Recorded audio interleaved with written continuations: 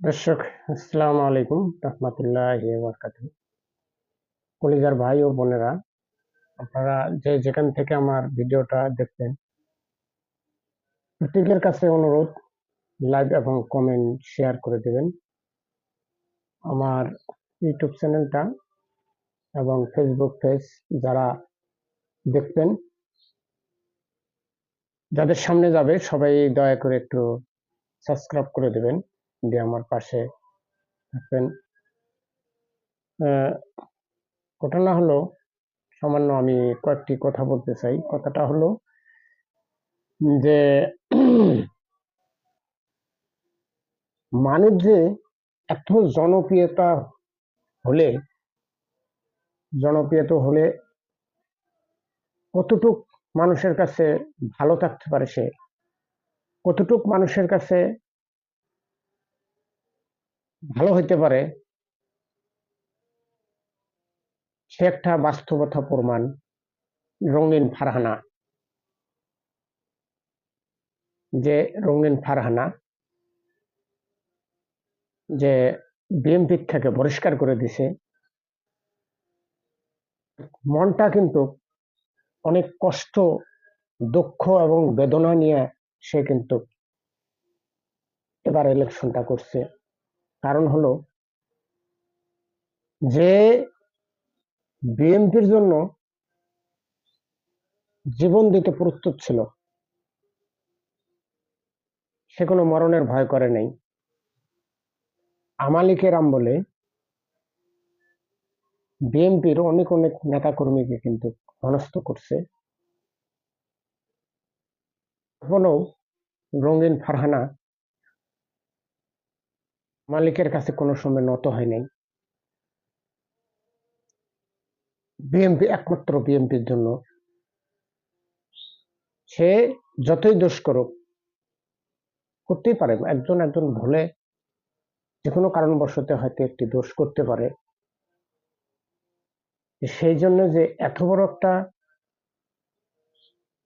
শক্তিশালী মানুষ দলের জন্য তাকে যে বহিষ্কার করাটা, এটা কিন্তু মোটেই ঠিক হয় নাই আমার উচিতে। আপনারা এখন কি বলেন?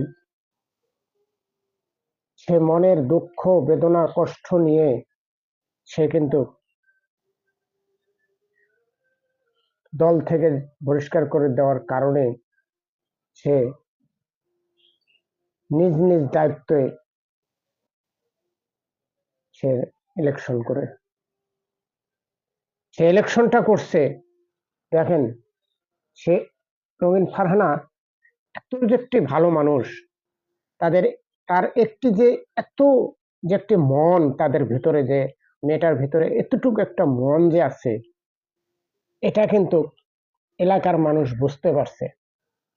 এই জন্যে আমি কই যে কিছু কিছু এমপি মন্ত্রী রঙিন ফারহানার কাছে শিক্ষা নেওয়ার দরকার, যে একমাত্র রঙিন ফারহানা বাংলাদেশের ভিতরে সৃষ্ট ভালো লোক থাকলে এক রঙিন ফারহানাই মনে হয় ওই এলাকায় আছে। যতই আপনারা বলেন, কারণ যদি ভালোই না হতো, এইভাবে জনগণ তাকে কিন্তু কখনোই চাইতো না। সে যে হাঁসমার্কা নিয়ে দাঁড়াচ্ছে ধানের শীষের বিপক্ষে, একটা চিন্তা করেন, বাংলাদেশে যে ধানের শীষের একটা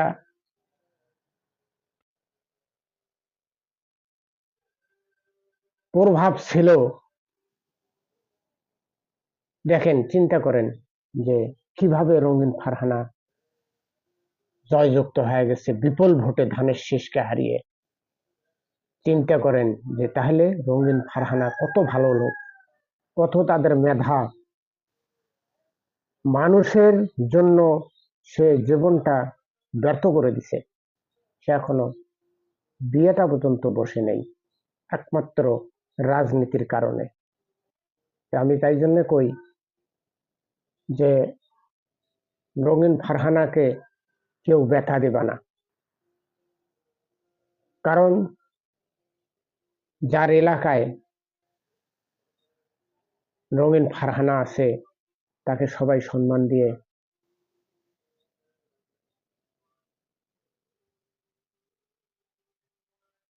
তাকে কাছে রাখার চেষ্টা করবেন আপনারা।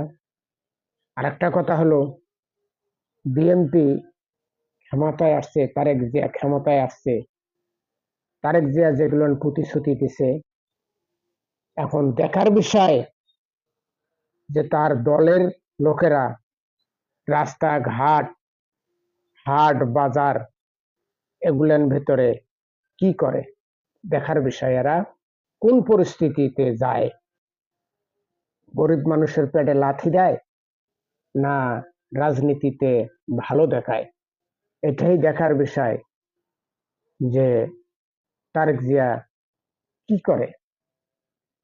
এটা বিশ্ববাসী দেখবে।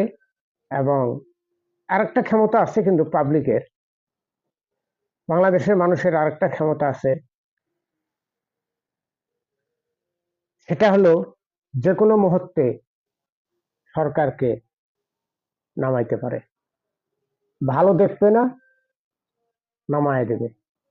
একটাই কথা, ভালো বাংলাদেশ, যেমন হাসিনা সরকার রাস্তাঘাট কালপাট ব্রিজ যত করছে তুমি করে দেখাও, যে ও যেরকম করছে করার পরেও কিন্তু দোষী, তুমি এখন 5 বছর করে দেখাও যে মানুষের কাছে কিরকম হতে পারো, তুমি কতটুক মানুষের মন জয় করে রাখতে পারো, এটাই এখন দেখার বিষয়।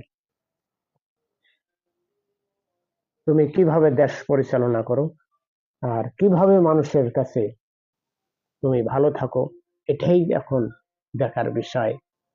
ভালো থাকেন, সুস্থ থাকেন, আর নজর রাখেন সরকারের প্রতি।